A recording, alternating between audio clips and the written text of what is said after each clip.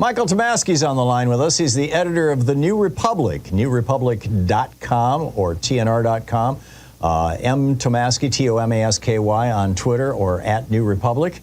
And Michael, welcome. First of all, welcome back to the program. But you have published this current issue of The New Republic is just mind-boggling, and you're really taking on the kind of conventional wisdom of the American mainstream media, saying, "Oh, we don't like to use the word fascism. We'll always put it in quotes, or we'll only quote people say, things like that." You're just going right at it. Tell us what provoked you to publish a fascism special, essentially, edition of the magazine, or it's not a special edition, but to devote this edition to it. Sure. Well, first of all, thanks for having me on, Tom. And I mean, there's not much question in my mind. I don't think there's much question in the minds of millions of Americans. We started to smell the odor of the F word back in 2015 when he started talking about Muslim bans and so on and so forth. I mean, it's been, that odor has been around for years. But fast forward to using language about the vermin destroying our country from within. I mean, that's straight out of the Volkischer Beobachter, as you well know. So I don't think it's even that controversial to call Trump a fascist anymore. And our cover, I don't know what a Freudian slip that was. Our cover takes a well-known 1932 Hitler campaign poster and kind of transposes Trump's face over it. I expected to be attacked for that, and it just hasn't even been that controversial. Maybe I shouldn't open my mouth. Maybe it will be. But anyway, the cover is just a cover. On to the articles. I wanted to get into these, and let's just go through them, because there is some brilliant writing here and a variety of perspectives that I think are important. Let's start out with a member of the Fourth Estate who learned firsthand what a Trump lash feels like. Tell us about that. Yeah, that's Brian Stelter of CNN, ex of CNN. He hosted a show on the media on CNN for a number of years, and at some point during the Trump years, CNN took him off the air. It wasn't obviously stated directly that it was because he was too aggressive toward the Trump administration or anything like that. But, that seemed to be the reason Trump hated CNN, and he seemed not to like that show in particular. So Brian wrote a piece for us. All of these pieces carry us forward a year or two in time, assume that Trump is back in the White House, and say what might happen in this or that realm of public life. So there are 8 pieces. I might not remember them all, but it's politics and government, the law, education, the media, the military, culture, and so on and so on. So Brian wrote the piece on the media, and that's, I think, a very chilling and gripping piece. I mean, he starts right in.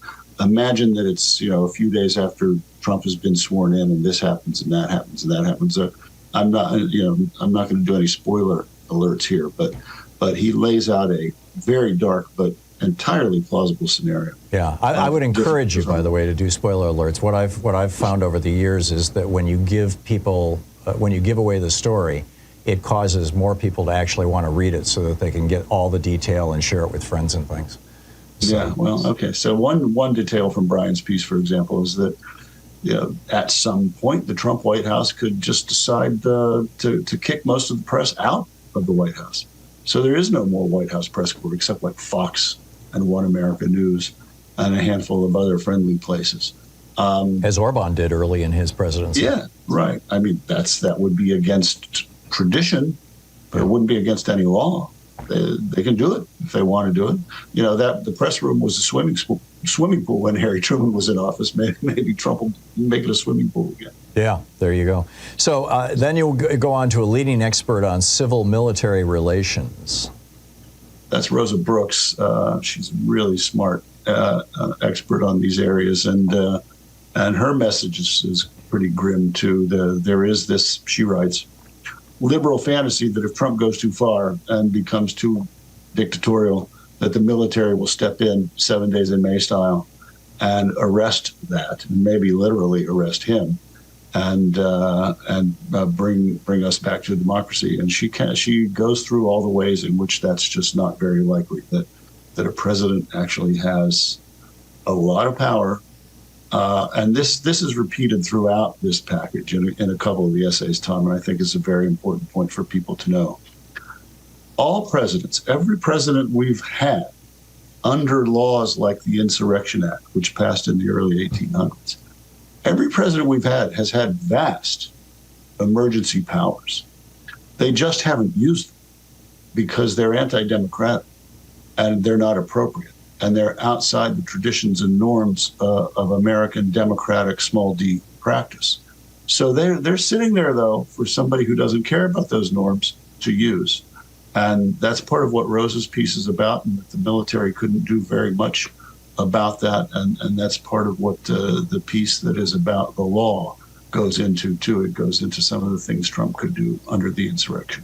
Yeah, which is scary stuff. It's seriously scary stuff. I mean, people like you and me might be in a whole world of hurt really quick. You tell us about the great Guatemalan-American novelist.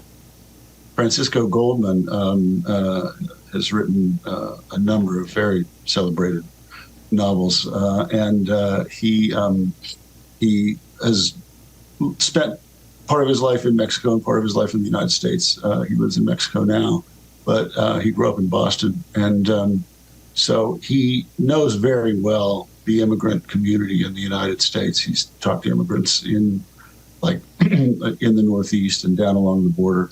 And so his piece is called The Border, and it talks about the things that Trump might do in that area, not just the immediate deportations and the rounding up of undocumented migrants that he's promised, but just the different far-reaching ways in which he can make life so difficult for so many millions of people. And I think Frank did a tremendous piece.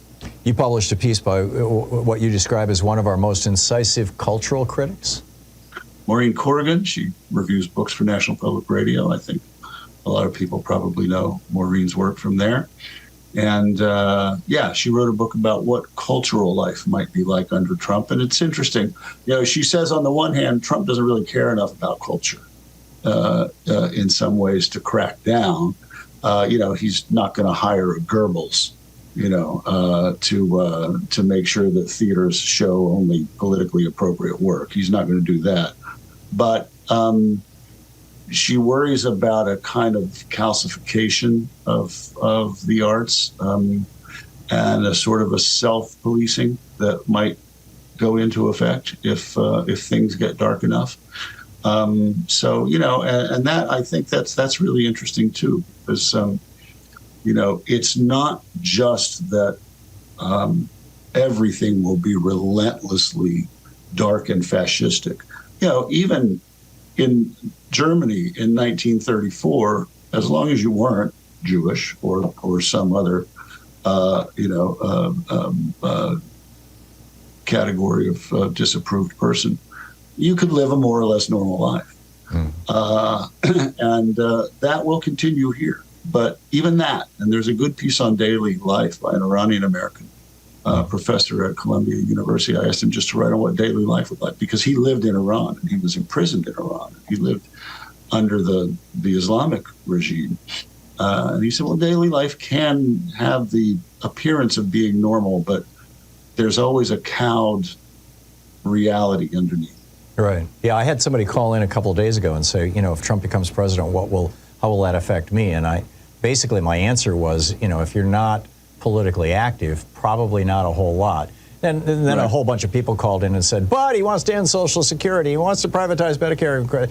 And I'm like, yeah, all that stuff. I mean, that will affect us. But the bottom line is what you're saying. And I've lived and worked in countries run by repressive regimes, and if you're not political, life kind of seems normal. With regard to the arts, and we're going to hit a break here in just a second, but with regard to the arts, if you think back to the anti-Vietnam time, the arts were at the vanguard of, the Smothers Brothers TV show sure. And stuff like right. At the vanguard of subtle protest. I'm not even sure you could call it subtle, but of expressing the society's horror about that war. And the explosion of music in the late 1960s, particularly rock and roll music and all that. So, yeah, I mean, there could well be a flowering of some kind of anti-establishment, anti-Trump expression, and some of that happened in while he was president the first time. Yeah, although the Trump brothers paid, or the Trump brothers, the Smothers brothers paid a price for that. They lost their show. They sure did, and I still watch those episodes sometimes on YouTube. Yeah, there was brilliant programming. Those guys are geniuses, or were. Yeah. Michael Tomasky, the New Republic is the magazine. If you're not a subscriber, you should become one. They occasionally publish my stuff too. A shameless plug. NewRepublic.com is the website. Michael, thank you so much for dropping by. Thanks a million, Tom. Appreciate it. Always great having you on. We'll be back at 17 minutes past the hour. More of the news and your calls in just a moment.